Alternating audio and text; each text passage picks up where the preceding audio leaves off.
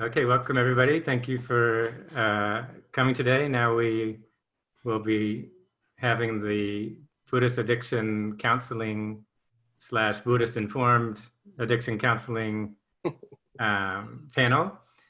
And so Tom Moritz, who's a friend of mine from University of the West, as well as the Engaged Buddhist Alliance, has graciously offered to facilitate the panel today. And maybe we can just go ahead and each person could introduce themselves briefly, and then Tom can take over from there with the facilitation. Would you like to start, Tom? Yeah, sure. So I'm Tom Moritz. I'm an adjunct professor at University of the West, where I've been for 7 or 8 years now. And began teaching a basic course in Buddhism and addictions back when I started, and have been teaching it every couple of semesters ever since then. And I'm also, as John mentioned, I've been a member of the board of Engaged Buddhist Alliance, of Buddhist Global Relief, and I was facilitator for the Buddhist Recovery Network for a short while it was still active. And I just say, I guess I'm clean and sober for over 33 years now. So that's it. So Erin, if you want to, I'm just reading across the screen here. Erin, if you'd like to go. Yeah, so my name is Erin Smith, and I'm actually a student at University of the West. I am finishing up my undergraduate degree in psychology, and I too am sober for just over 21 years. And so the capacity in which I've worked with people in recovery is mostly in conjunction with my own recovery. So I sponsor people, and I have been active in AA since 1999. And and actually really came to Buddhist practice as a result of being sober. I think I was around 7 years sober when I started to sit regularly with a teacher and receive Buddhist practice as well as doctrine from him and from his teacher. So I'll go into that a little bit in my story. Thank you, Erin. Cory, you want to go? Sure, I'm Cory Schwarzel. A former student at U.S. briefly, chaplaincy program, little over 13 years sober, and my story intersects a little bit with Erin's. I actually knew Erin previous to getting sober. She was in the very first meeting that I walked into. I saw her and I knew her as a sober person, and that was a delight to see somebody that I knew. So I knew I was in the right place. And then at the same time that I got sober, the very same month, one of the things that I did after sort of encountering the traditional 12 steps in AA and seeing the 11th step, and that there was meditation involved. And I was a person who had a history of meditation, began meditating and identifying as Buddhist when I was a preteen. So one of the first things I did was start a meditation group at my house and invite a teacher I knew to come and teach. And then I invited people from the recovery community to join that sit. And Erin was one of those people who came, one of the very first people. And so, that's where my journey of the two coming together started. Same month that I got sober. So it's been, been a good journey. Great, thank you. Carolyn, you're up. Hi, I'm Caroline Netshert, and I am a graduate of University of the West. I've taken Tom's class, highly recommend, from the chaplaincy program. So I'm currently living in Albuquerque, New Mexico, but I have been sober myself for over 13 years and was already interested in Buddhism and meditation when I got sober. So it was getting sober was kind of the catalyst that that I dove deeper into those interests. And I'll tell more about like what that looked like, but and I've worked in addiction treatment. I worked for Refuge Recovery's treatment center for almost 3 years while I was studying at University of the West, and in several different kind of capacities. So I'm very grateful to be here. Thanks for having me. Thank you, Caroline. I think we have a great panel here. So thank you all for participating. I think that what we're going to try and do is each of us talk about our process of recovery from addictions, and also how that, as you know, Cory started to talk about how that has converged or not, but how it's converged, probably in this case with Buddhism, and in what way Buddhism has supported or been key to or essential to our recovery. So that's really the intention. I'm happy to have this. Would one of you like to start out or jump in?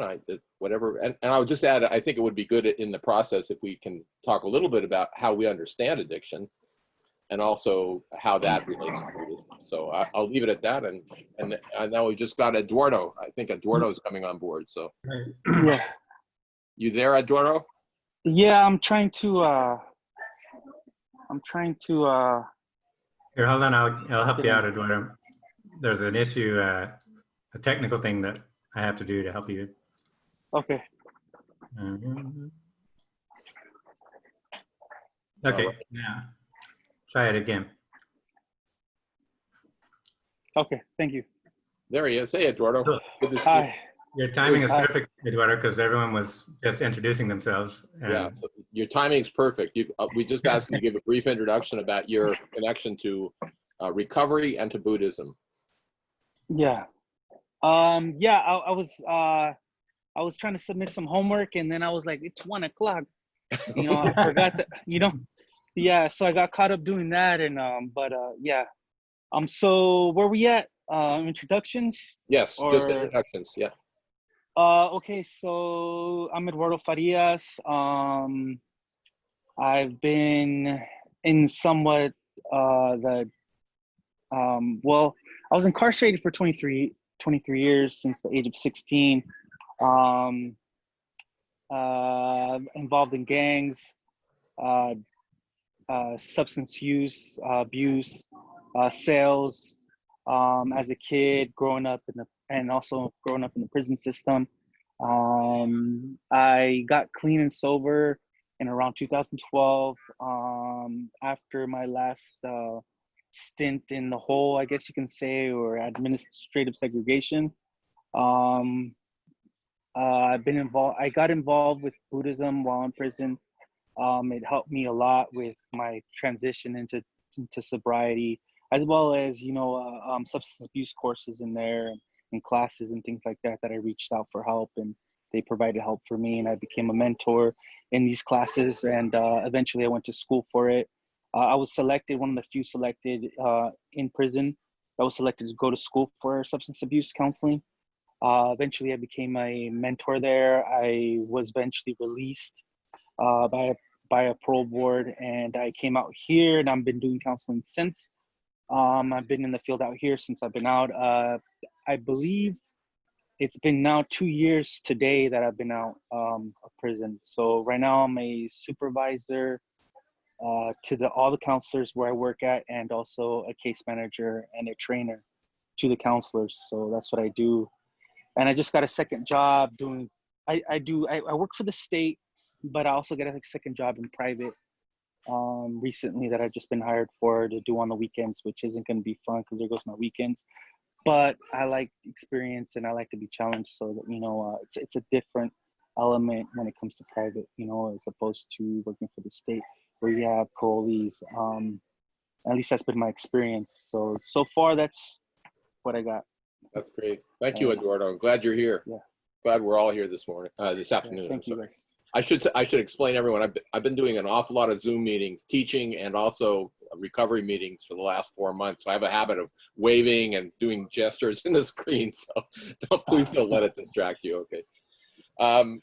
So we were beginning to talk to ask if would someone like to step up and just begin the process. I have no preference really. Erin, you want to start? Yeah, sure. You okay with that? Sure. Okay. So as I said, you know, I guess the way that I'll frame this is I'll talk a little bit about what I understand addiction to be from the experience of somebody who has intimate knowledge of addiction from substances.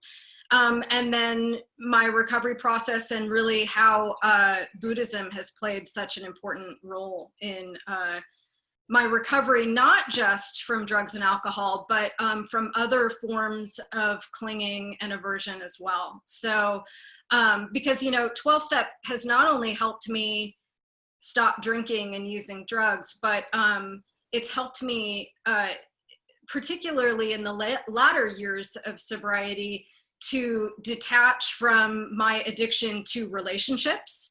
So I've worked 12-step program around Al-Anon, which is really addiction to people, places, and things.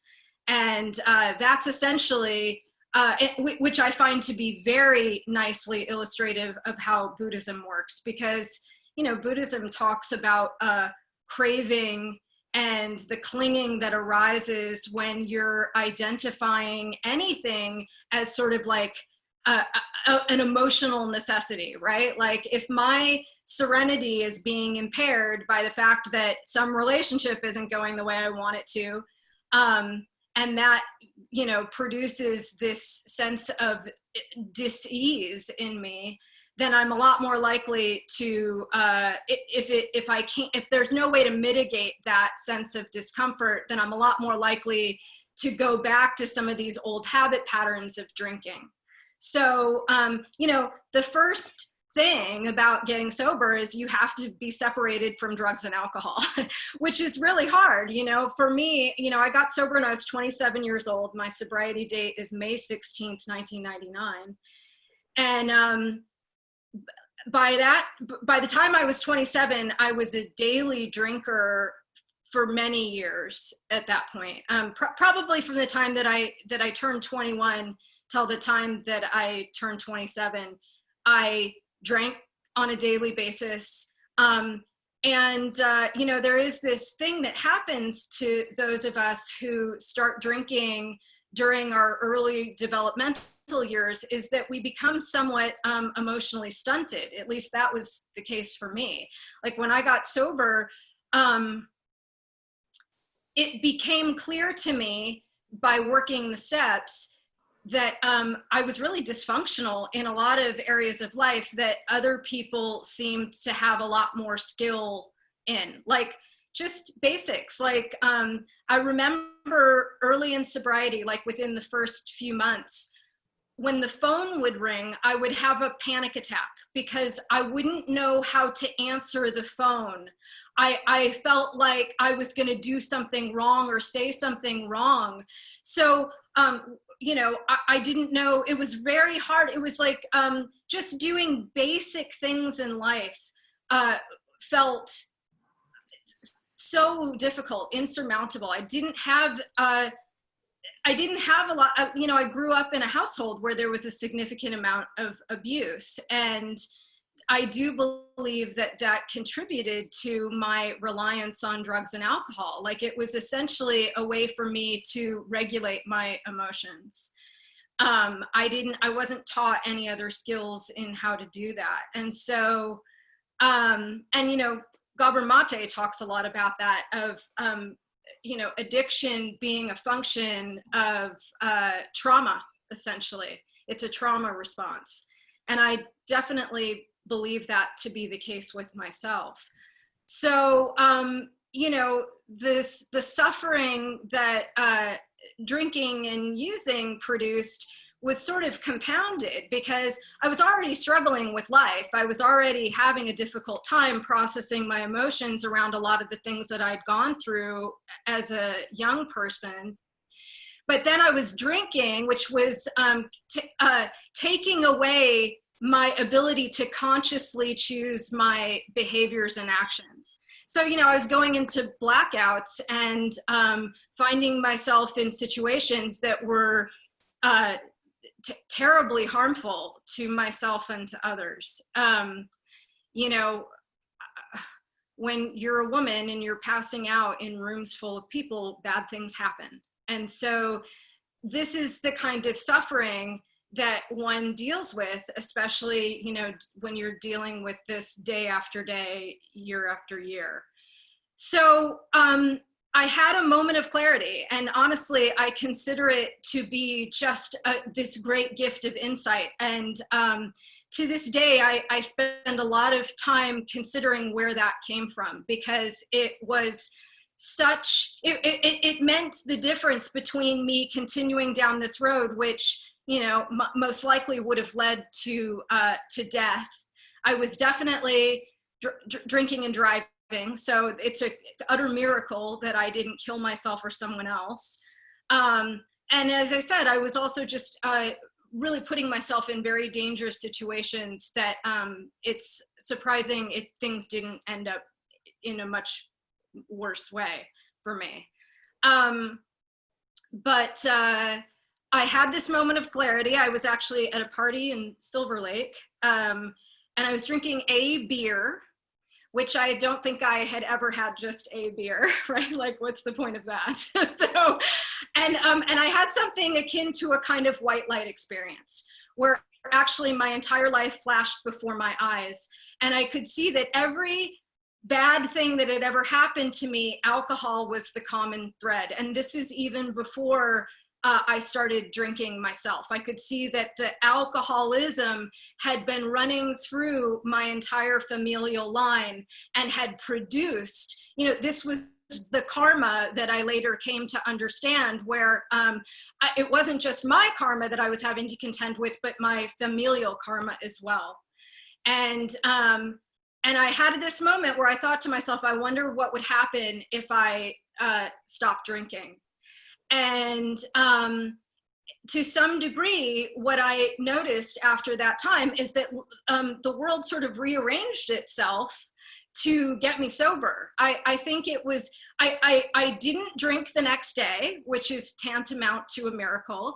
I think within the next week, I ran into somebody who I had dated previously, and I mentioned to them off the cuff that I hadn't had a drink in several days. And he said, "Oh, I haven't had a drink in 6 months." And I said, "Wow, that's incredible. What? Wow." And he's like, "Are you going to meetings?" And I'm like, "I don't know what you're talking about." And he took me to my first AA meeting. And that began this long process of not only getting sober, but staying sober. And that's the thing that I really want to talk about, is that, you know, I think that AA it has put forward a really amazing template. It's very simple in the way that it's constructed, and you take these steps one at a time, and each one produces sort of a different effect, right? And the first one just being like, I'm powerless over alcohol and that my life is unmanageable, that this understanding of the unmanageability when I take the first drink is starting to begin to see this cause and effect relationship. When I take certain actions, it produces certain things to happen, and then I have to contend with what those repercussions look like. And you know, as the years went on, I went through the steps, and what I noticed is that what I was still struggling with well into sobriety was the insanity of my own thinking. And this is where I think Buddhism is incredibly helpful. You know, when I started this practice of meditation with this teacher, Michael Taft, he started to talk about it. It was Vipassana, or insight meditation, and the method that he was working with was tracking things that arise in sense space. So we would either track mental self-talk, or we would track emotional type body sensation, or we would track, you know, external sounds. And what this did is it allowed me to witness my own insane thinking, or the narrative that was constantly going on in my head, from a dispassionate or disengaged place. That meditation gave me this experience of not identifying with the content of my thinking, so that I could sort of watch those thoughts in an impartial way, which not only gave me a kind of a sense of spaciousness or equanimity, because I wasn't being tossed around by that thinking, but it also gave me the ability to practice discernment. I was able to see what thoughts weren't helpful to me, and then to make conscious choices about how I was going to either just let them go, or maybe I would reframe them, or maybe I would take an action in the world that would then counteract the effects of that thinking.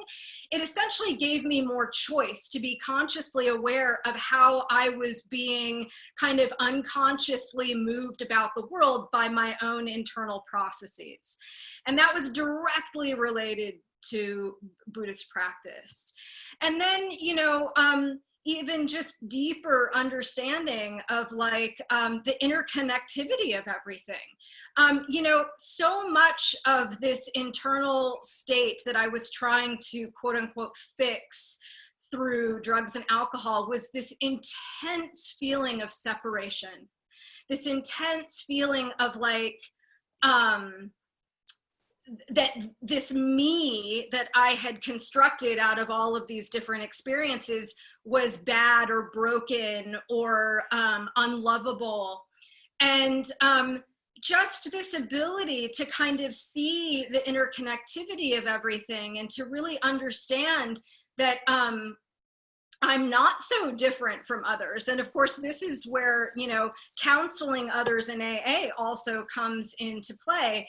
Like, what I've come to understand is that when I can have this insight about my own experience, then I can also convey it to other people and be of service. Like, essentially this idea of generosity, of wanting to be of service to others, of giving back to them and alleviating some of that suffering out of the work that I've done in my own life, that has been enormously rewarding. And I believe that that also is another sort of principle of Buddhism, this idea of, you know, the bodhisattva vow of helping others, particularly from this place of personal experience, you know, it very similarly to how the Buddha taught, you know, like that he was teaching these practices that were meant to be practiced by each person individually, so that they would have their own experience, and then they could be helpful to others in their community.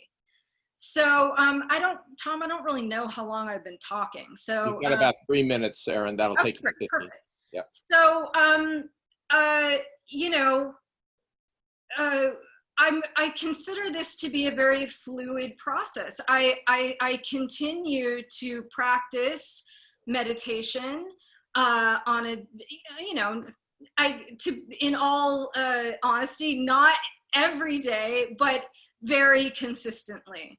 And I still work with people. I've had, I don't even know how many sponsees I've worked with over the years, but I've had the great pleasure to help other people through this process and really sort of see them come back into their own lives in a way that, you know, gave me such joy, because, you know, I understand how difficult this process is and how much pain comes up when you start really doing inventories and looking at this stuff, looking at your own behaviors, looking at how you've been affected by resentments, and then, you know, doing the deeper work to let go of your attachments to certain ideas or people, and and then the freedom that you feel from that, it's been incredibly rewarding to experience it myself personally,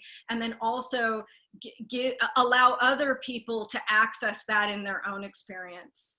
And I'm so grateful to the teachers who've helped me. You know, Michael Taft has been instrumental in my development as a person. And, you know, I think it was, you know, 2 or 3 years that we met every single week in Cory's house to both meditate together as a Sangha and also to receive Dharma teachings. And it has dramatically changed the course of my life. So I think that's where I'm gonna leave things off. Thank you. Thank you, Erin. Wonderful. Cory, you want to go? You ready to go now?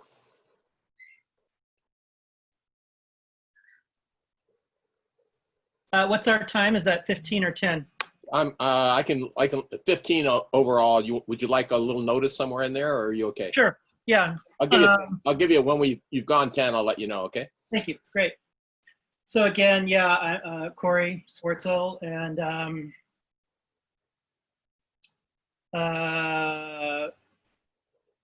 recovering alcoholic addict and Dharma practitioner. And you know, as I said in the intro, I was somebody who came to Buddhism when I was relatively young, and you know, I think a lot of people who like many people who come to Buddhism or other similar spiritual practices, I was somebody who was looking to an answer to the suffering I had already experienced. It wasn't, you know, it wasn't that I was looking for a spiritual practice. It was that I was looking for relief from suffering. And so I grew up under circumstances where dukkha was, you know, very present. I grew up child of a single, on again, off again, single mother in rural Alaska in the 70s. We were very poor. You know, at a very young age, I learned how to steal milk and bread in order to keep us fed. I experienced an extreme amount of violence, just in general, a lot of alcoholism, a lot of drug addiction in the communities I was surrounded by, lots of violence, you know, witnessed firsthand rape, murder, you know, had family members attempt to murder me, experienced physical, emotional, and sexual abuse. And so at an early age, you know, I started exploring, you know, going down a path that I was surrounded by, which was, you know, my options as a criminal, you know, and that started pretty young. And then, you know, at some point or another, there was another side of me too that was, you know, really looking for an out, you know, was hopeful for whatever reason. I was hopeful that there was another option. And I was introduced to Buddhism at about 12 years old, and I was a voracious reader. There's not a lot, you know, it was either hang out in nature or read books. There wasn't a lot of other entertainment. And so I consumed all of the literature I could find on Buddhism and talked to every adult I could find in the small fishing village that I lived in, which fortunately had quite a lot of lefty hippie types who'd moved there in the 70s. And so I amassed, you know, as much information as I could about practice, and I started practicing at age 12. And, you know, it was pretty intense. You know, I practiced like my head was on fire, as they say. And in that, very early on, within the first year of sitting, I had a sort of a dissolution moment. And that really scared the pants off of me as a 12-year-old, you know, having a taste of sort of dissolution of ego when you're still really developing ego is probably not something I would recommend. And so my relationship to Buddhism shifted. It became a lot more philosophical about an outlook towards life. And I kind of moved forward from there with a lot less sitting practice. And I continued that till I was about in my 20s. I avoided drugs and alcohol as part of my identification as a Buddhist. I did sit, but not with the intensity and the regularity. And then I left home when I was about 15, just kind of decided I needed out of rural Alaska, left home. And like I said, I didn't start actively drinking until I ended up in my early 20s in San Francisco. And you know, or right before then maybe. And when I started, it was like, you know, I had that experience that many people have as alcoholics and addicts, where, you know, when they engage with that substance, you know, it has medicinal properties. There's a sense of relief.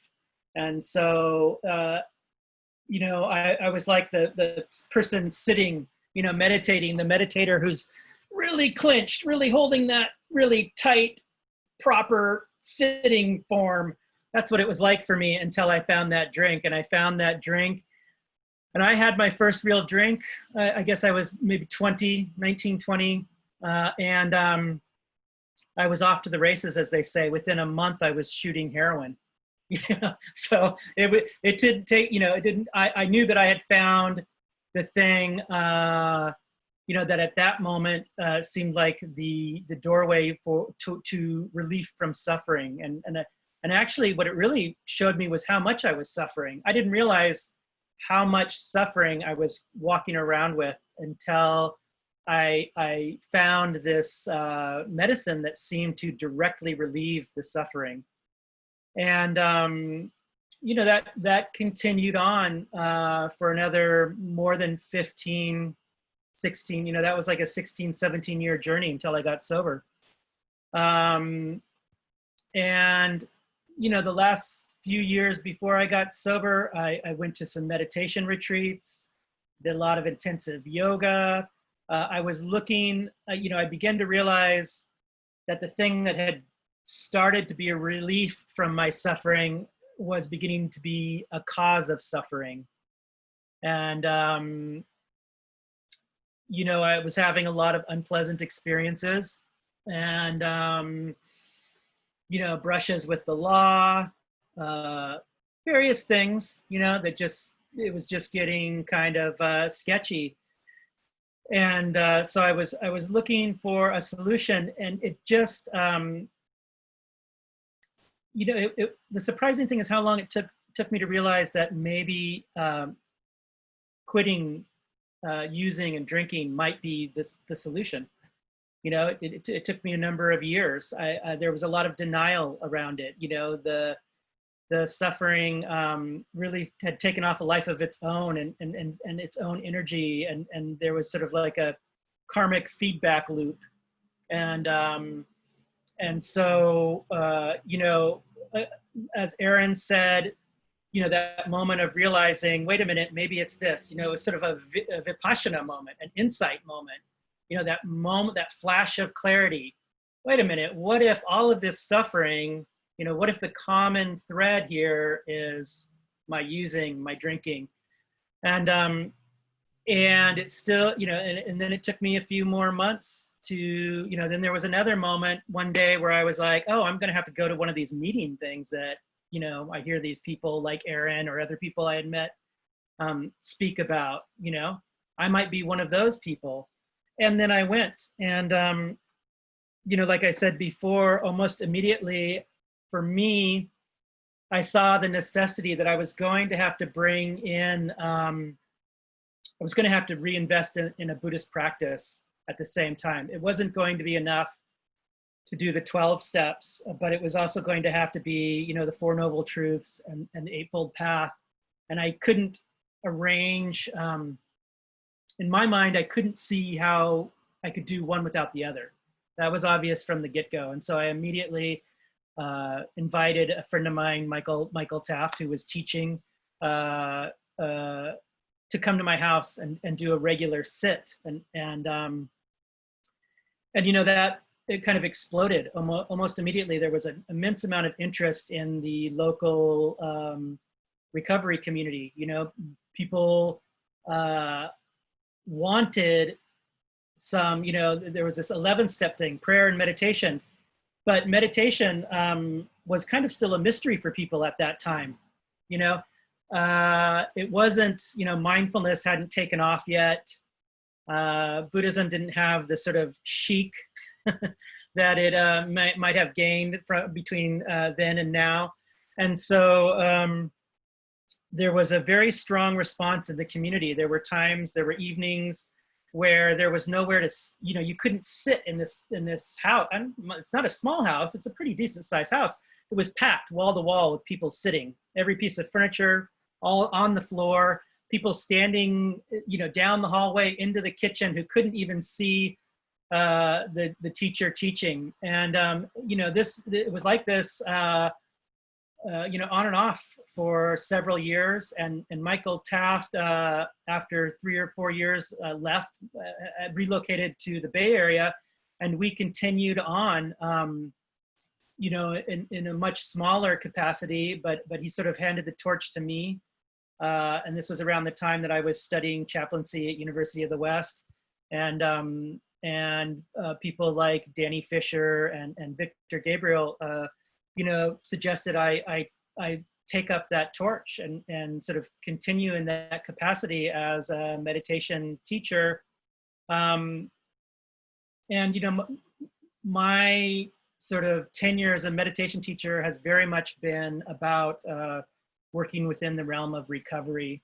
It's principally evolved around that. So, you know, around that same time, I started getting involved in the Against the Stream community, primarily because this is a Buddhist Sangha that at its core recognized the suffering of alcoholism and addiction as being very powerful components of contemporary society. And so, you know, I started getting involved in— 10 minutes, Cory, okay? You've got 5 to go, thanks. Thank you.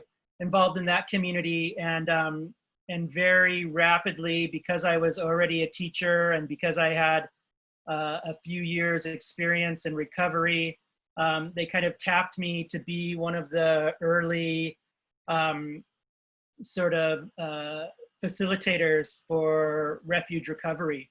And so I think myself and the Reverend Joseph Rogers started the 3rd refuge recovery meeting in LA. And I did that for a couple of years, really heavily participated in, sponsored a lot of people in, or mentored a lot of people in refuge recovery. And worked in prison, worked at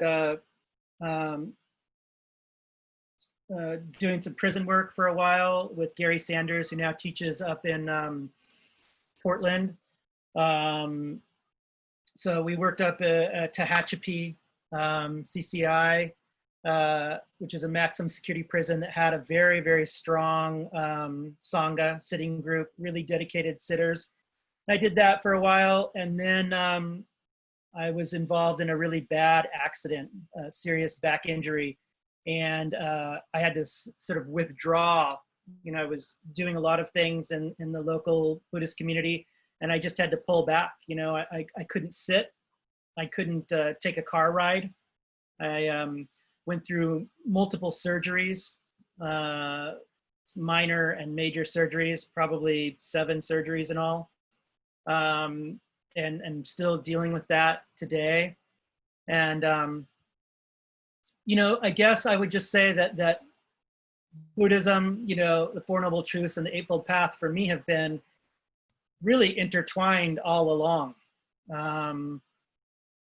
in terms of AA as an entity, and I think it's important to recognize that these organizations, Refuge Recovery, AA, you know, they are entities. They're not a ground, you know.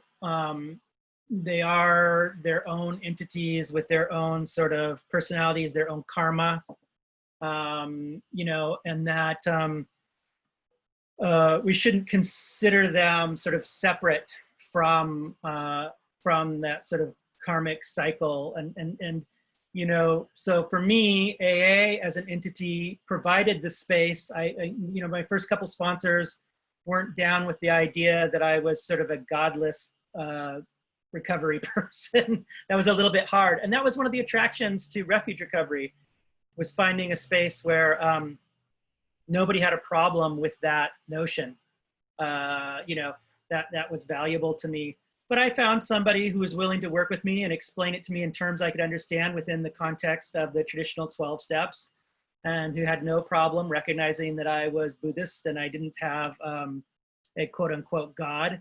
And I, you know, I was able to sort of keep one foot in the door, and still do with traditional 12-step. You know, there are many of the principles, like Erin said, that I think are very, very applicable and valuable. And it's a teaching, you know, and there are parts of the teaching that I use very much to this day, and parts that I, you know, discard. They don't necessarily fit into my practice as a Buddhist. And then there are meetings that I don't go to because they are an entity that doesn't serve my practice. And there are things, you know, just things I do and don't engage with. I've long since stopped engaging with Refuge Recovery. It became an unhealthy entity. And so I disengaged from that community. And, you know, I'm currently teaching under the mentorship of David Nichtern, you know, and so throughout my Dharma path, I have now practiced with all three major schools of Buddhism. And I'm in discussions with somebody right now to, you know, I've reached the place in terms of my health where I'm able to facilitate teaching and meditation again. And so I'm in talks right now with somebody who's who works at a major recovery center here in the greater LA area, and is a clinical director, and they're, you know, we're trying to build a program where I come in and work with them. You know, and again, in terms of AA or in terms of recovery and Buddhism, it's very simple. You know, I just keep going back to the Four Noble Truths, dukkha, you know, clinging and aversion. And I think there's another, I'll wrap it up with this. The other element that I think a lot about now is the trauma that I experienced in my life. And that's connection to cycles of samsara and sort of historic trauma within family systems and community systems, and karma and samsara, which is really where my mind is at in my process of recovery in Buddhism right now. So thank you. Great. Thank you very much, Cory. All right. Caroline, are you ready? Ready. Caroline, I'll let you know in about 10 minutes. All right. Okay, yeah. Thank you. Thank you. I feel like half my story I don't even have to share because Erin and Cory covered it. But I mean, that really that feeling of resonating and belonging is something that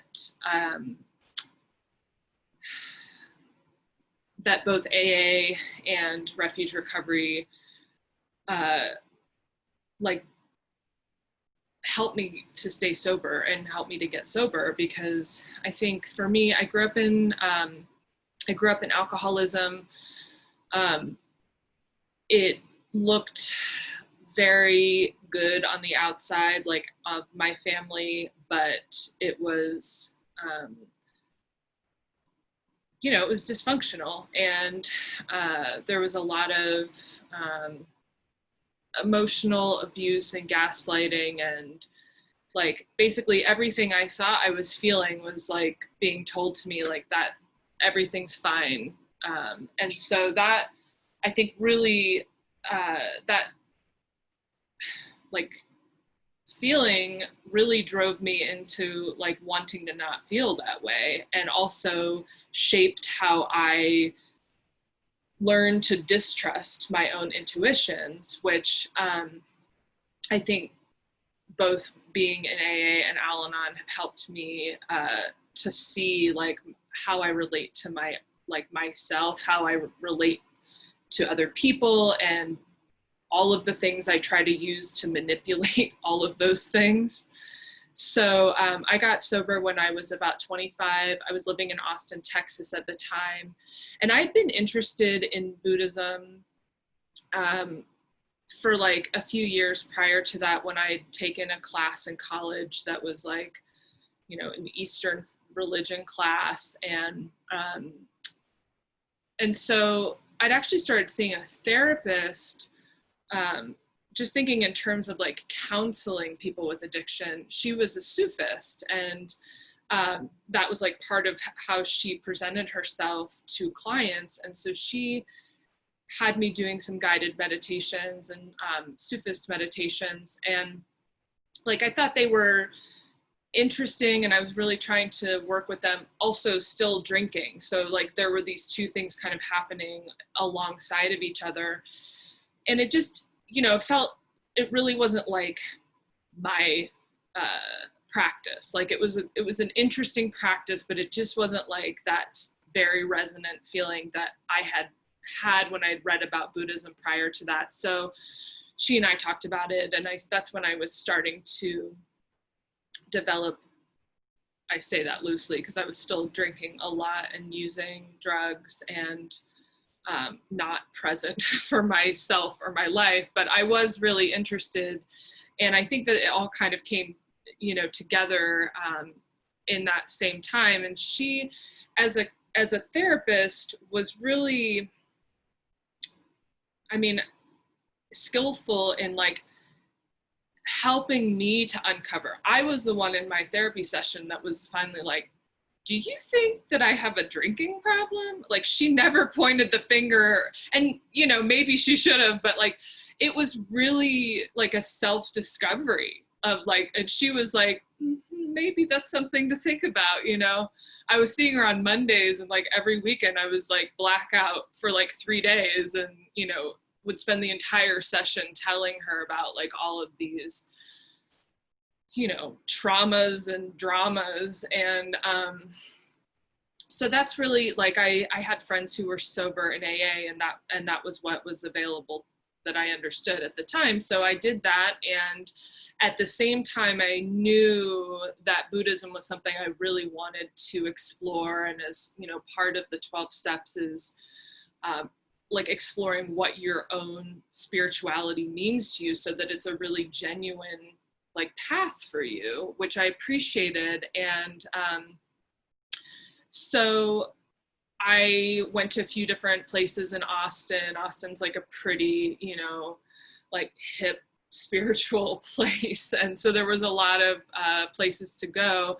But I had read Dharma punks like prior to getting sober, like way before I even was thinking about quitting drinking, but I kind of had that in the back of my mind. So a friend of mine who was sober, this is in like the first 3 months I was sober, we started a Dharma punk sick group, because we were like, and it was basically like us just bringing like a more informal sounding version of what it sounds like Cory had. Like, we didn't have a teacher. We just like all got together, would repeat like parts of the book. We kind of ran it like an AA meeting, which is essentially what Refuge Recovery developed into, is like a self-governing organization. And, you know, then we had like the teachers come through and do retreats and things like that. So it was like a part of my like really early foundational recovery was developing a meditation practice and like grounding myself in Buddhism, and really what Erin was describing, that really learning how to develop the awareness to like observe my own thoughts and have the space to like not just react immediately. I mean, of course, you know, I did all the time, but at least I had some self-reflection around that process, and sometimes had a little bit more grace within myself to like notice before just like completely flying off the handle about whatever. And so that was like a really like foundational part of my sobriety. And I was very active in both of those communities. And then I also became involved in a Tibetan Buddhist community there in Austin, which is essentially the direction that I've been like, that I've deepened my own practice through. I met a teacher, a Tibetan Buddhist teacher who lives in the Bay Area, who I eventually went to live near and study Tibetan language, and was part of that Sangha, like very deeply embedded in that Sangha on the board of directors, and did all these things up there for a while. And I actually got away from AA for several years because I was so involved in Buddhism. I went and lived in India for like 9 months in 2008 to 2009, and was studying Tibetan language and meditation practice, and going to see a lot of teachers when I was there. And, you know, for long story short, like I've come to realize that I need some kind of really a community of like-minded people who know that particular flavor of suffering that addiction is. And I think that that's one of the things that really drew me to Buddhism, along with being in an addiction recovery community, is like, I knew I needed to like heal this part of myself that was driving me to be an addict. But then I also recognized that like, that's like, you know, maybe a mundane suffering and a big one, but also I wanted to like have the tools to like wake up from the greater suffering of like human like experience and ego. And that I feel like the longer I've been doing this, like the more inseparable I recognize those two things to be. And there have been a lot of times in my recovery where I've tried to do one or the other, and it feels like a denial of my whole self when I try to do that. And there's been a lot of spiritual bypass in my process that I feel like I've really tried to, especially in more recent years, turn towards, you know, those parts of myself that I have thought, I don't really need to heal. I can just, you know, aim towards enlightenment and not worry about these mundane things. And, you know, for me, it's just not been a helpful tool, but an understandable one, you know? I mean, it's just, again, like over and over, I'm shown that as a human being, I don't want to feel the wholeness of my humanity and the suffering that comes along with that. And I don't get a free pass. As much intellectual like understanding as I can have of something, it will never fully replace the like lived experience of turning towards that, and whatever those practices are. And, you know, I've also recently taken the Bodhisattva vow through the Zen ZCLA, and before I moved to Albuquerque. So I kind of jokingly refer to myself as an ecumenical Buddhist, because I've also been very involved in a lot of different traditions. But 5 more minutes, Carolyn. Thank you. Yeah. And I think that, you know, also, as I said in my introduction, I went to school at University of the West. I'm a chaplain, and I was also working at Refuge Recovery Treatment Center alongside that, doing like, you know, not working as a counselor because I'm not licensed to do that, but I was interning for part of that as a chaplain. And, you know, really learning a lot about like the difference in being a person in recovery who's helping another person in recovery versus like a trained professional who's helping people in recovery, and what those, like what the differences are between that, where I can draw from my own experience when to use self-disclosure and when that's not appropriate, and like all those kinds of professional boundaries. But it was really interesting, and to really learn about, like, I mean, really the system of addiction recovery is just so messed up, like, for a very kind way of putting it from my observation. And it's just, you know, I feel like as a person who, I feel really like strongly that there needs to be like an overhaul. And I don't know how we as, you know, Buddhist practitioners and counselors and chaplains can work towards that. But it's like, we're working in these systems that are totally, they're not from a framework that's healing or transformative. I mean, there are transformative people and pieces within those systems that are doing, we would do what we could within them, right? But I also, having worked in hospitals, and then I was a volunteer chaplain at the Women's County Jail in LA for a year. And it's like, you know, so I think the conversation has to go beyond just like what we as individuals can do, but like how we can try and, you know, like engage in changing those systems so that it's not just like, yeah, I mean, there's just so much pressure put on the individuals who are working in those systems, and then the individuals trying to heal within those systems. And it's like meditation. Yesterday, one of the panel members who is a prison chaplain in Canada was saying, it's like meditation at a certain point can be used as a tool to gaslight people, to be like, well, you just need to meditate a little more. And, you know, and I think that, you know, that becomes dangerous, I think, and harmful. And so I try and see my own patterns of thinking of when I start to engage myself with that, and when I need to kind of take a step back and see, what are the bigger picture? What is really happening here?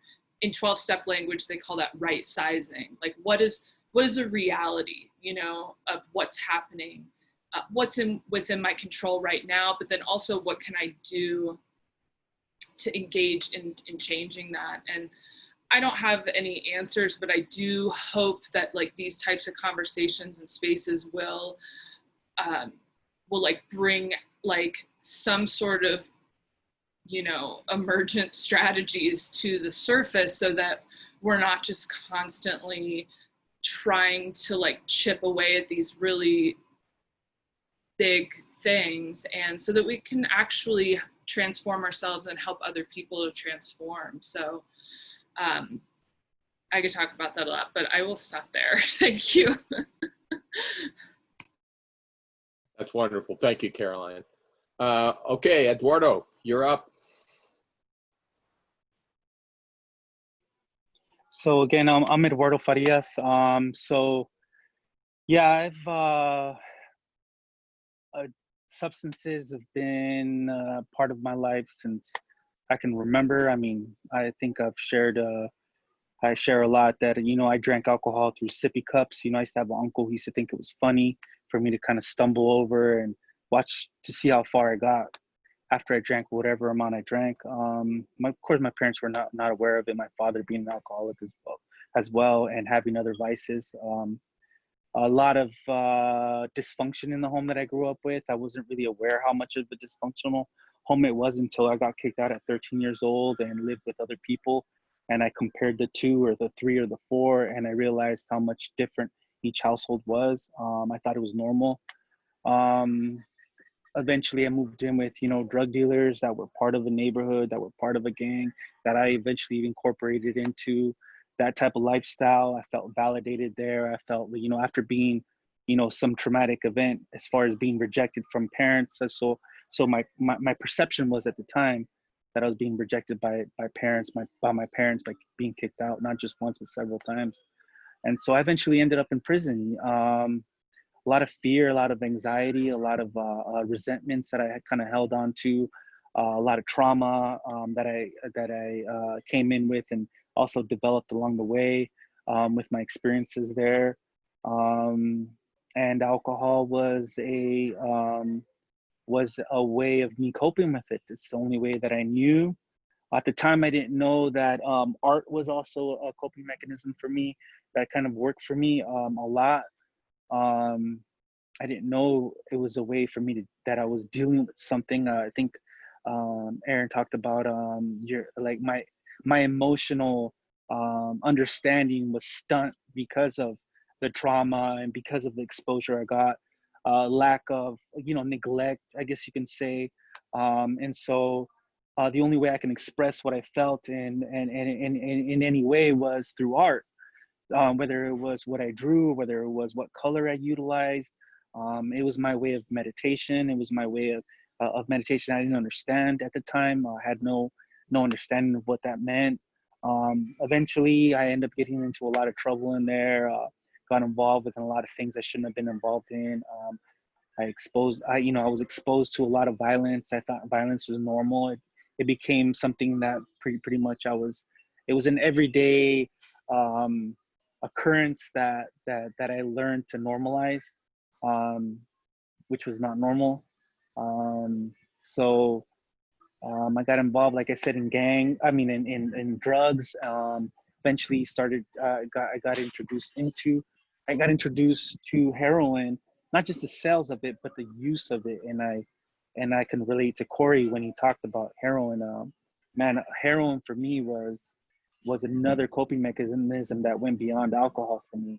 It really put me in a state of ease, whether it was anxiety, depression, whatever I was going through at the moment in time. It gave me like a pause from feeling those things. It numbed me to the point to where I was okay for an extended period of time until I had to either up my dose or indulge some more, or whatever the case was.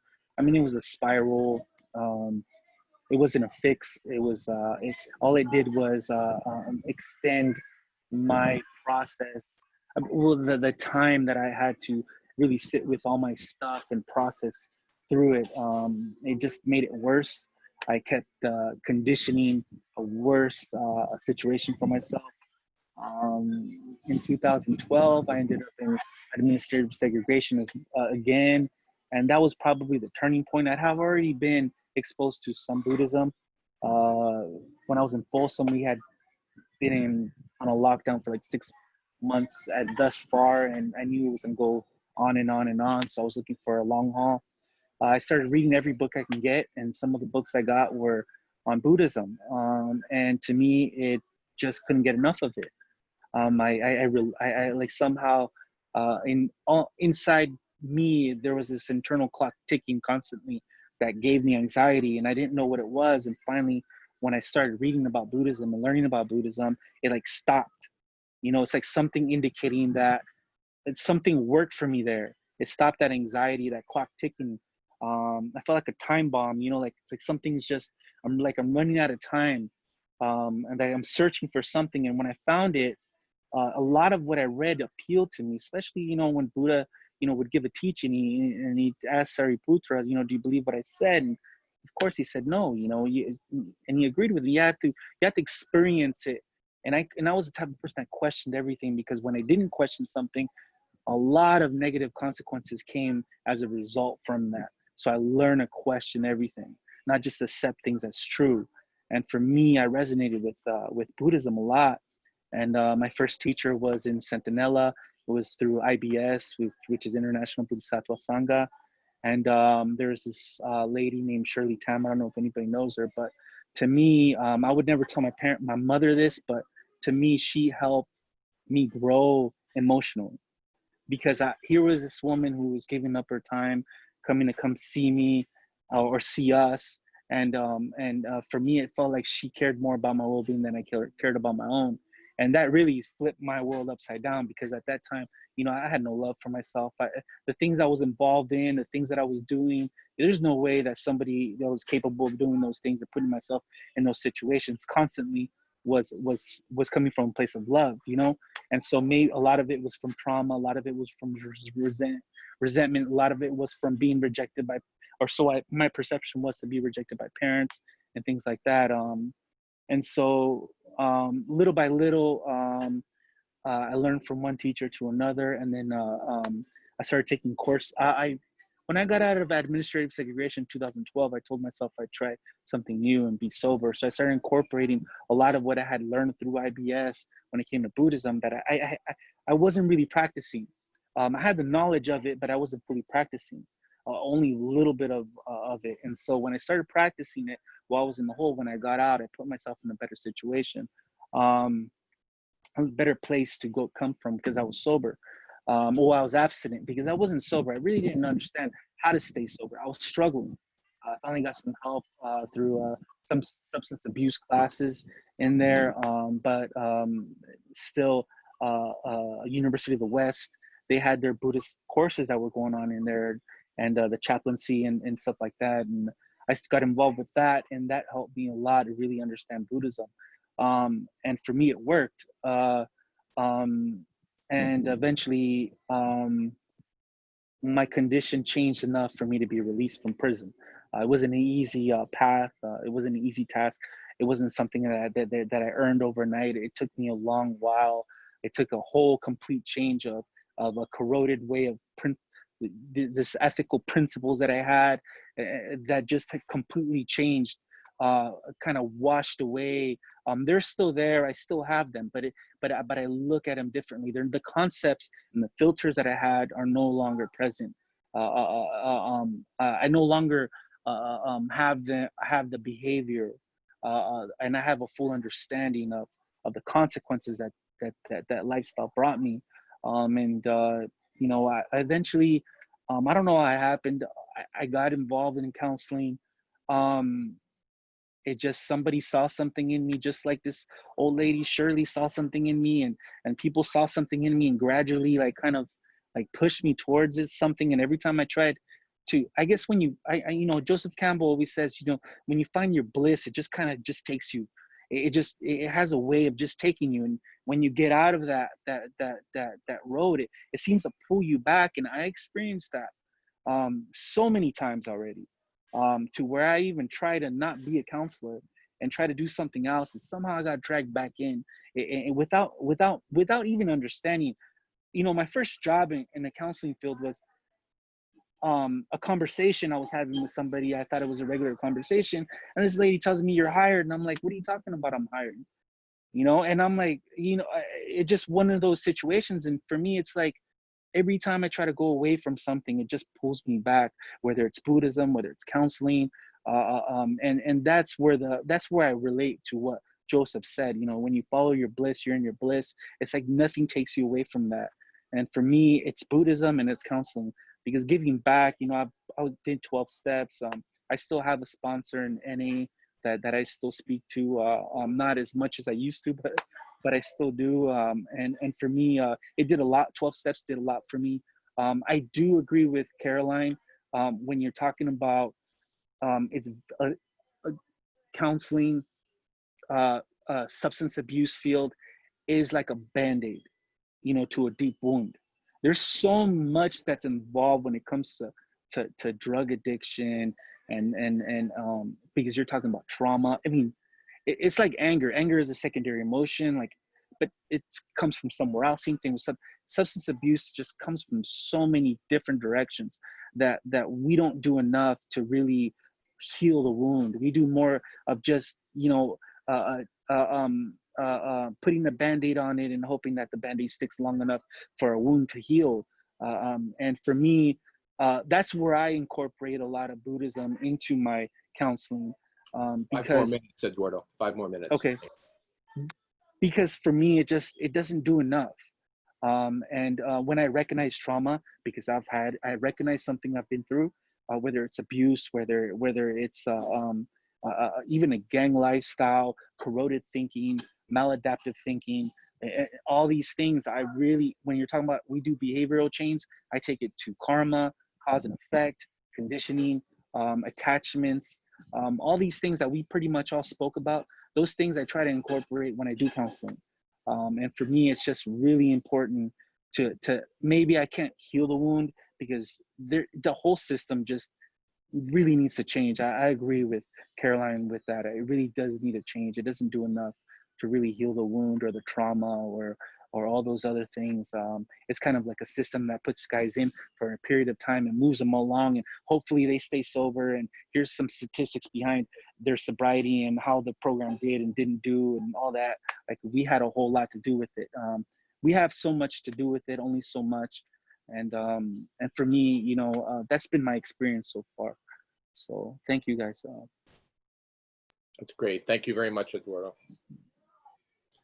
So I'm Tom, and I'm an alcoholic. I'm giving you a tip. First of all, I want to say how great it is to hear each of you, each of my friends on this panel, and some of you are newer friends and some are older, but I'm really touched by that. I'm going to try and give you a very brief version of my story and not spend too much time, and I'd like to raise some issues, and if we have time, we can talk about them. Unlike everyone else, I guess, or close to everyone else, I did not grow up around alcohol. My family didn't drink. My grandfather on my father's side was a minister, a Christian minister out in the Midwest, and my grandparents on my mother's side were devout capitalists, but they didn't drink either. So that's what I grew up with. And so I will say that my parents were meditators. They meditated with the Quakers in the 30s and early 40s. And also will say that, strangely, I lived in China for a year in 1948, and we lived right next to a big Buddhist temple. And my mother said they used to lift me up, put me in the lap of the Buddha when I was 2 years old. So somewhere in here, that's all going on, I guess. I don't know. I went to college. As other people have said, I was, I think, a very immature. I was precociously immature as a little kid, as a teenager. And I went to college, went to a large university, 15,000 people. I was very scared. I didn't know I was scared. I want to say I have tremendous sympathy for all young people, particularly right now, trying to become a man or a woman in this world. And it's extremely difficult. I mean, I would not go back to that period in my life for anything. Not that I'm being given the option. So it's, you know, it's very, very difficult. And then when, in my case, we put alcohol on top of that. I began drinking in 1965. And by the way, started using drugs in 1966 and tried to meditate in 1966. So all of those things started at once. And the meditation didn't go too well. I'll just put it that way. And I drank and used for 22 years. I'd like to say it's not a coincidence in my mind that the Buddha, when he laid out 5 basic ethical precepts, Sila in terms of Buddhist traditions, that the 5th one is sobriety. Bhikkhu Bodhi, by the way, who's been one of my teachers, says that we can reduce the 5 precepts to 5 words: harmless, honest, faithful, truthful, sober. And I like to, when I meditate, one of the things I do is I put my hand over my heart, which I like because it's both something I learned when I pledged allegiance to the flag in the days when I did that, but it's also an Islamic gesture. It's a way to bow, and I like to put my hand over my heart. I say thank you for this heart that's carried me so far, and then I like to say harmless, honest, faithful, truthful, sober. And I also like to do the refuges. They've been a very, very important part for me. Only in my case, I say Buddha and all teachers, Dhamma and all teachings, and Sangha and fellowship of all beings. So I use that as these are just very fundamental pieces of how I apply Buddhism on my daily spiritual practice, which I've been doing with the help of you all for a very long time now, for a number of decades. So it's not a coincidence the Buddha identified sobriety as a key problem. I don't know how many people think about that, but it's a very curious thing to me that 2,500 years ago, he saw what a special case it was that we needed to have sobriety to find deeper insight, deeper understanding. A very, very important understanding. And he saw that, which is quite amazing to me. it's not to say that that addictions or alcoholism are the only things that afflict human beings by any means. As several other people have already said here, everyone said. But you know, it's interesting. The American Psychiatric Association has something they call differential diagnosis, which is what basically it's the assessment that a therapist or psychiatrist is supposed to do with a new patient. And the first thing they want to exclude is malingering. That is just faking it, trying to get money out of the system. But the second one is substance abuse. Before they go on to talk about anything else, substance abuse, because substance abuse, alcoholism or addiction or combinations of those things can obfuscate, confuse, cloud deeper understanding of anything else that's going on. So to me, that's a very telling thing that we're told we really need to understand that substance abuse is a primary issue which can prevent us or block us from going on to do other work. And that, by the way, as I said already, was my experience with trying to meditate when I was drinking and using. It just didn't go well, did not go well. So what I dragged into recovery with me when I came, I got sober and clean and sober in 1987. And I dragged into the rooms with me was a pretty sorry specimen of a human being. I was miserable. I had given up. I probably should have gotten clean and sober 8 years before that, but I was defeated. As they say in the prize ring, I was down for the count. And you know, for me, I really, and I didn't even understand what the problem was. I wasn't clear. I knew that I had a problem with drinking. That was obvious. But I didn't understand how profoundly drinking had transformed my life. And I like nowadays when I talk about recovery in other contexts, I like to say that the gap between my values, you know, sila, my ethics, my morals, whatever, and my behavior in the world had gotten wider and wider and wider till it was off the screen. That's what I call the integrity gap. The gap between who, if you'd asked me who I said I was in the world and how I actually thought, spoke, and acted in the world had gotten hugely separated. And for me, recovery and the Dhamma have given me an opportunity to start to bring those qualities, to restore integrity to my life, to bring those things closer and closer together. And that's, for me, a tremendous gift. I'll just mention a couple of other things. One is that, in my opinion, we're still at a very early phase of understanding why human beings become addicted. And by the way, for me, as other people have said, addiction really can be explained in Buddhist terms. Contact with a substance, clinging to that substance, and craving for that substance. Those are elements of the 12 steps. And sorry, and dependent origination, which are also, by the way, 12 steps. So, so for me, it's really a question of what was it? How could I escape from that condition, which was and is. There are probably people watching this who don't understand addiction from a firsthand experience. And in our culture and society, there's tremendous stigma still involved. One of my Buddhist teachers, when I talked to him about recovery in Thailand, I can remember he almost curled his lips. And he's a man that I respect a great deal, but he had a great deal of disdain. In fact, more than one Buddhist teacher has done that. I think there's a lot of misunderstanding of that. It's a part of the human condition. And as other people have suggested, for me, the things that led me to be an addict alcoholic are more common conditions for all human beings.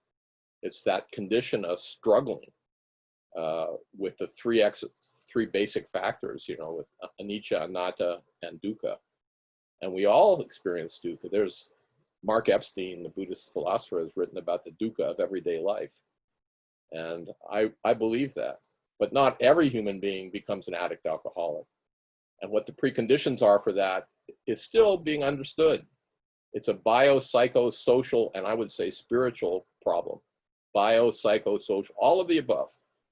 And it's still very, very complicated. And we're still in a very preliminary phase of understanding that and finding the best possible support we can offer to all of us who are addicts, alcoholics, and to all human beings to relieve us of that dilemma.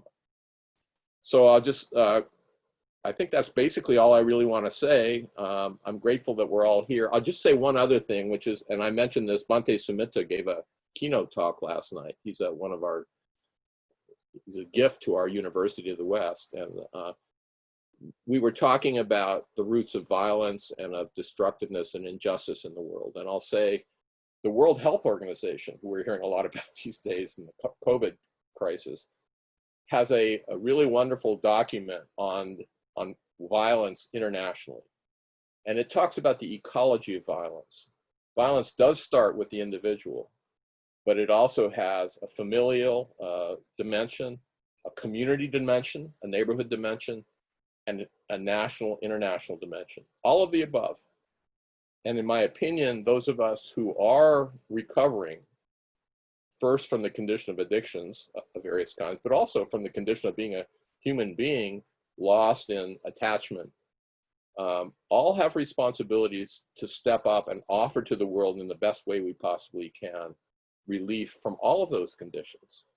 And it's my hope that we will all do that. So I'm going to leave it at that. And I'd like to ask if you guys have any other comments, or we've all had a chance to hear each other speak. So maybe we can open it up and see if anyone has any other thoughts about it. And feel free, we can substitute the meditation for discussion. So we could keep going for another 15, 20 minutes. Oh, great. I have a question for Carolyn, actually. Okay. I really was so interested to hear your perspective. You mentioned adamantly that you feel like there needs to be revisions made in the, recovery system. And I'm assuming that you mean like recovery centers. But I really want to know, from your perspective, what specifically you think needs to be changed. Thank you.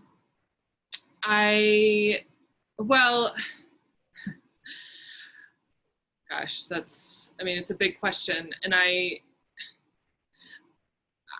think that essentially, if I could let go of my wanting to control outside things and really be in control,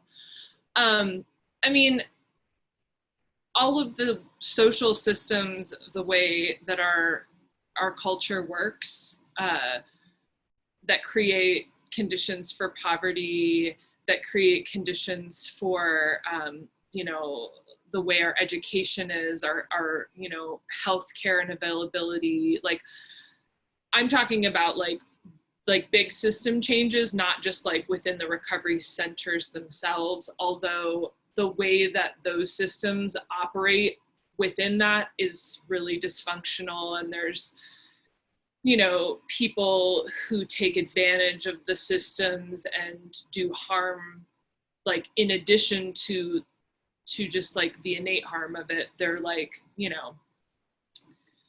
taking people's money and doing like all kinds of things. There's a lot of unethical practices within those systems as well, from my like very limited experience. But I just think that, like, coming from the Buddhist philosophy, I'll speak for myself. I'm always trying to look at the root of things, right? And as Eduardo said, like, there's a lot of band-aids, and I think even our spiritual practice, if we're not really being rigorously honest with ourselves, can become a band-aid, because it's easier. It feels better.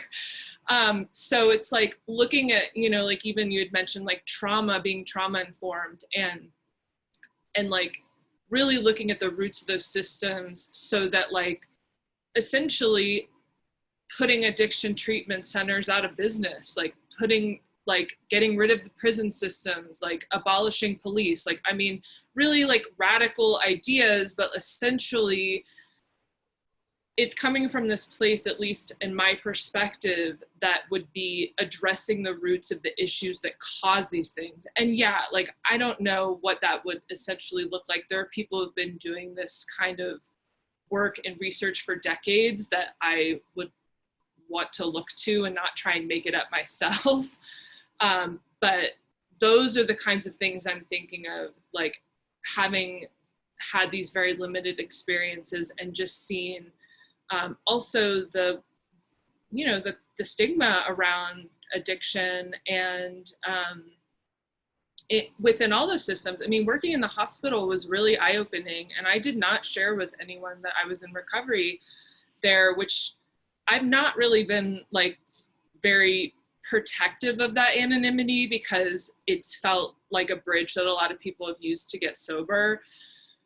But there are a lot of doctors and nurses who, you know, treat their patients differently when they know, even patients who are like, oh, I've been sober for 20 years, they'll come in and be like, that person's an addict. I'm like, you clearly do not know what that means if a person has been putting in all of that work to stay sober for multiple decades. So like, there's a lot of deeper issues that I don't think I'm naive enough to think will be changed, like having a conference on a weekend or whatever, but that I think play really deeply into these bigger conversations. And so that we're not really also just as counselors or people who are moving into that work, there's just so much burnout, because it's like you can only do so much within those systems that are not designed to support this kind of like longer term, deeper work, you know?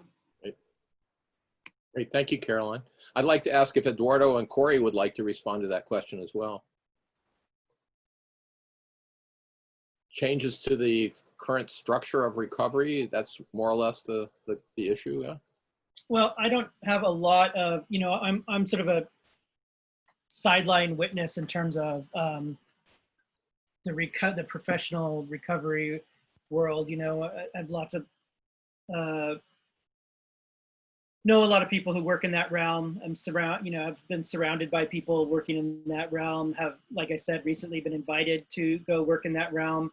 Fortunately, the person who's extended that invitation, another U.S. student, Morgan Blackledge, you know, is kind of keenly aware of those issues.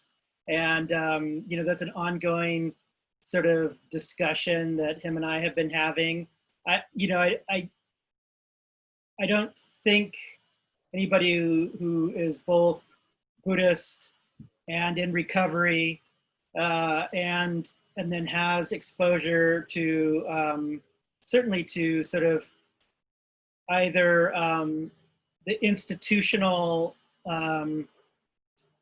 mechanisms of recovery as we see it in hospitals and mental health institutions and correctional facilities, and or you know, and then the sort of commercial recovery institutions. I don't think I don't think it takes very long to realize that these systems are problematic, you know, and I also think we're having a moment, a sort of a conversation in our larger society right now where, you know, where people in society at large are kind of waking up to this notion of intersectionality, you know, this idea that, you know, racism is, you know, and poverty are connected, and capitalism is connected to poverty, and, you know, and capitalism is connected to racism,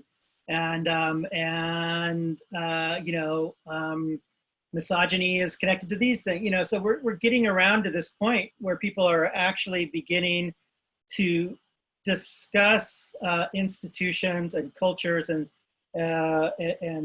sort of these forms of suffering that as Buddhists, you know, we sometimes take for granted. You know, interconnectivity is just is sort of part and parcel of the philosophy. And so, you know, having a discussion about that as Buddhists in recovery and looking at the systems, you know, that's what I was saying before, is like, it's really important for us to start having a real critical examination of these institutions. You know, are these institutions creating more suffering? You know, in our case, we, the institution, a lot of it, look, insurance, or it's either insurance-based, or it's for-profit based. And capitalism, as we know it here and now, is a problem. And the insurance industry, as a manifestation of that, is also a problem. And they both come with a lot of attached suffering. And these are things that need to be addressed. Great. Thank you, Cory. Eduardo, do you want to chime in here? Any comments about recovery, the structure of our recovery? Yeah, for my experience, when I got paroled, I was mandated by the parole board to do 6 months in a treatment center. Worst experience of my life. One of the worst experiences of my life. And I did 23 years in prison. And I'm going to tell you, it was that bad. I did not want to be a counselor. I wanted no association with it. The way that people were treated there, a lot of them had ankle monitors. So a lot of them were being threatened to be put back into prison if they didn't do what they were told to do, and act the way they were told to act. Not understanding that like when you are in the state of addiction or the lifestyle and stuff like that, you're going to go through a lot of friction, a lot of things that are going to cause a lot. As a counselor, you have to be aware of that. It's always the well-being of the client you have to have, and that's not always taken into consideration in the counseling field. When I got hired for that first job, I didn't know it was. I'll be honest with you, I had no clue, no idea that it was even an interview. I think I was the only one that didn't know it was an interview. And the reason why I bring that up is because that's how bad I did not want to be a counselor. But when I got put back into it, I had a conversation while I was contemplating on taking the job or not. And someone told me, if you want to make a difference about something, you have to put yourself in a position to make a difference. And so that's where I'm at today. I see all the flaws. I see where improvements need to be made. It's just the problem is that it's dependent on what structure is in place and what treatment center. If you're talking about private, you're talking about a big issue, huge issue. A lot of greed. A lot of these kids have been in so many treatment centers. I think Florida is like well known for that. By the time you get to counseling these kids, and I'm gonna say kids because they're kids. A lot of them are really kids. They're really young. They know more about counseling than you probably do. That's how well versed they are in it, because that's how many treatment centers have been through marketers, through people that have used them, who have told them, here, just get high. You go in the treatment center, go in the program, I'm gonna pay you X amount of dollars, and then I'll send you somewhere else. And that's what they do. And they're getting billed like $4,000 to $7,000 a day for each person going through your detox and things like that. And then they're getting them high because they're having to go through withdrawals. And it's just it's just so many factors that are just so wrong in the private. When we're talking about, like, I work for the state as well.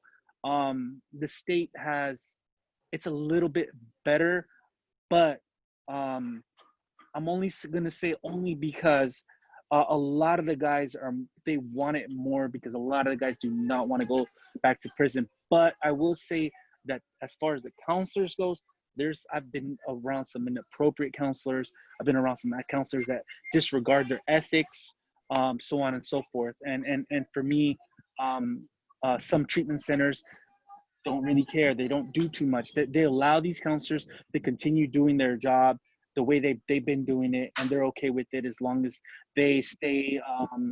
The documentation's okay with the state, and they continue to hold on to their contract, and that's all they care about.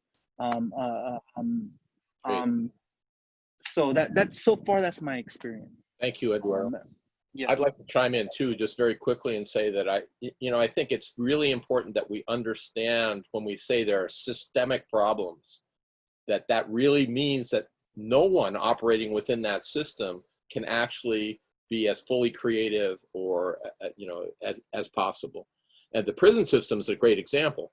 In my opinion, the prison system, there are over 100,000 people in prison in California, and Eduardo knows this for sure. And we think about 80% of those people are either addicts, alcoholics, or doing risky substance behaviors. 80% of the people in prison. And no matter who you are, whether you're a therapist, social worker, you know, prison guard, doesn't matter who you are, in that system, it's almost impossible to be a fully creative, you know, person. And similarly, as Cory touched on, the insurance system in this country, they want to know what's the method you're going to use, CBT, DBT, MDR, take your pick. They want to know what it is. They want to know how long it's going to last and how much it's going to cost. They're, you know, from my perspective, recovery is an unbounded experience. It's a continuing experience. I've been doing it for going on 34 years now. It's not a bounded thing where I can tell you, I got this, man, I'm done, and one and done, and we're out of here. That's not the way it works. And the Dhamma's, of course, the same way. So I feel really strongly about this. I mean, I think the question Erin posed is really, really important. So Erin, did you want to follow? You didn't really get a chance to follow up on your own question, so. I honestly, I was just listening to Carol, and I was like, yeah, I agree, but I really want to hear specifics, like, because I obviously agree with all of that, and it really is one of the things that speaks to me most about Buddhism. In fact, it frustrates me to no end, and I'm even gonna, even though I'm a part of higher education and I am embracing it as a course of study, I'd even think that there are problems systemically with education and this idea of specialization. Like, I think that a huge part of the suffering that I see in the world is related to denying the intersectionality of things, denying the interconnectivity of things, that the issues that we're seeing that disenfranchise people in communities are also the reasons why we're destroying rainforests in Brazil. Like and you know, that these are, that economic systems are dictating the dehumanization of every aspect of society. And the fact that that education wants to specialize so specifically on one thing, you have to get published on this one thing, and then you're a specialist in this. But I mean, like, and going back to this idea of doctors, you know, I can't tell you how many doctors I've seen for health issues that I have, where the ENT is like, well, I don't know what's wrong with you. And I'm like, you do realize that the, you know, ear, nose, and throat is connected to the esophagus and the stomach. Like, just the fact that nobody wants to acknowledge that everything affects everything. And to some degree, if you drop in any point in the system and start to affect a change, it will have a ripple effect outward. So to some degree, there's hope in that as well, right? If we want to change something, I love what Eduardo said about, you got to drop in and be involved somehow. You have to be willing to engage, to change what needs to be changed, and you're going to start where you're at, right? Buddhism meets you where you're at. And so I love just this idea of, like, understanding how these things are intertwined, and then addressing it from one angle or another wherever you're at. That's my two cents. Thank you, Erin. I want to add to that I mentioned this to Bhante Sumita last night. You know, when we had the outbreak in West Africa, the Ebola, a few years ago, before that happened, 5,000 gorillas died of Ebola in West Africa, and we didn't even know it. We as human beings seemed to be ignorant of it. 5,000 gorillas, lowland gorillas, were dying in West Africa. And that's exactly what Erin was just talking about, in my opinion. You can't talk about global environmental health without, quote unquote environmental issues, with talking about the health of the planet and human health and the health of all of all beings on this planet. And we're learning that again with the virology, with COVID and so forth right now. So, other comments, you guys, questions, comments, anything you want to jump in with? How we doing, John? We just finished the meditation, in case you were wondering. Yes. It was very deep and profound. Thank you. So just thank you, everybody, for such an amazing panel and for sharing about your own life as well as your work. I really appreciate that. And yeah, so the idea is that this conference could be the first, it can be the beginning of a conversation. And so people that are in the different panels, I want to make it possible that you can continue meeting with each other, and that however you want to organize your particular committee space in terms of the needs you have as members of the group and what you would like to do going forward. Yeah, I want to just, so yeah, tomorrow morning there'll be some meetings for people if you're interested in joining the association and then serving on different committees. So one committee can be Buddhist addiction counseling. And so yeah, I think for me that I really resonate a lot. Like I was a monk before, and then my monk karma ran out, so I didn't have enough merit to stay a monk my whole lifetime. So so then I was like, okay, but I want to work within Buddhism, but there's no job market really. I mean, all you can do is be a chaplain, and that means you're going to be put in some sacrifice zone that's going to be prison or hospital or military or unemployed, by the way. Right. So, that's not much of a job market for chaplains, sadly. Right. And so I feel like it is part of the whole white hetero patriarchy, capitalism, extractivism system. Like my feeling, I'm also interested in trauma as well. And my feeling is like, why is trauma or mental health or wellness something that's seen as on the side, right? Like if you're at a public school, maybe there's one counselor or one nurse or something. And the rest of the time you're just forced to learn basically scientific materialism. You have to learn all the sciences, and obviously we need science, but like if you're in middle school and high school, do you really need to study in-depth amino acid chain construction, or would it be better to how to work with your emotions, how to communicate with people? And so that I know, I'm sure a lot of people are familiar with that study that I think Johann Hari talked about it in Chasing the Scream, that book where the research on addiction, like they would have a rat in a cage and there was a water bottle and then a bottle with like cocaine. And so the rat would just keep hitting the cocaine bottle and not eating any food, and then it just died. And so then they said, oh, well, addiction is chemical and there's nothing you can do about it.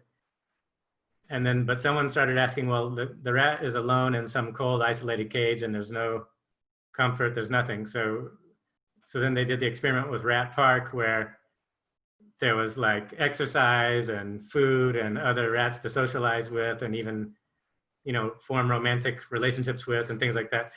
And so sure enough, then that rat maybe took a couple of swipes at the cocaine bottle, but then it spent the rest of the time just enjoying Rat Park.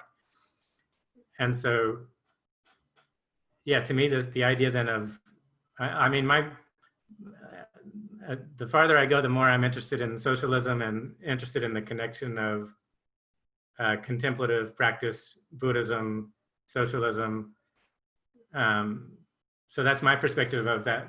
Yeah, the entire society needs to shift what its priorities are.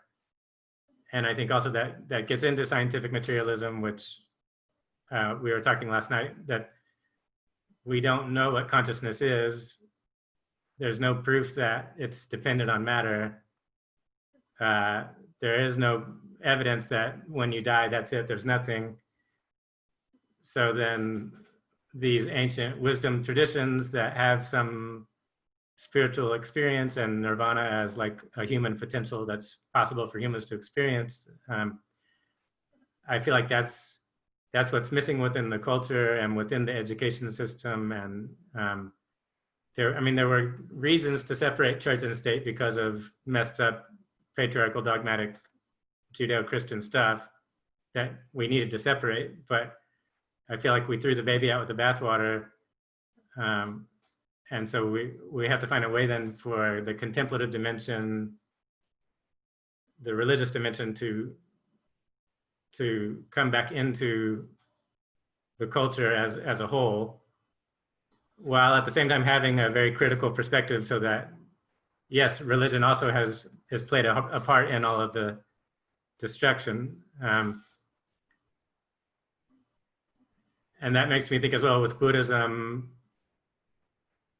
Buddhism has depended on rich people to support the monastics. I mean, there's the villagers supporting monastics, but also rich people.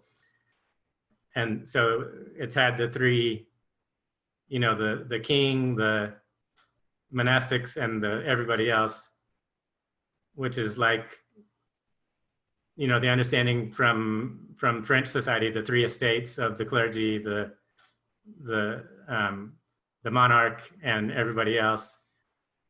So it's almost like, what would a Buddhist socialist society look like? Like, would we just have two groups? You know, would it just be everybody together in some more cooperative way of interacting with each other, and then that the cooperative can support the monastic tradition, which makes me think of like the Sarvodaya movement as something that was starting to get into that, or is focused on that. So anyway, so this is just my rambling as a Buddhist socialist, but this particular panel focusing on addiction, but then how it's connected to all of the other panels on trauma and activism and organizing. And so then wanting to create a space with this association where we can serve in different groups, but even within those different groups, we're still connecting to the other groups as well.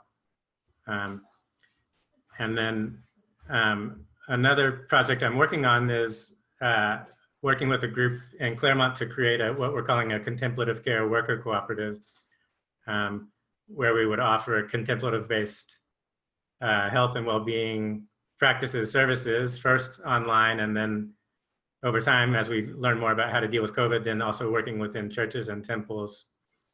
So I'm happy to connect with all of you to share just what we're doing as a project, and then also how that project could be a template for all of us to think about, like how could a worker cooperative model possibly be a way then to shift out of, one way to shift out of this system that we're in.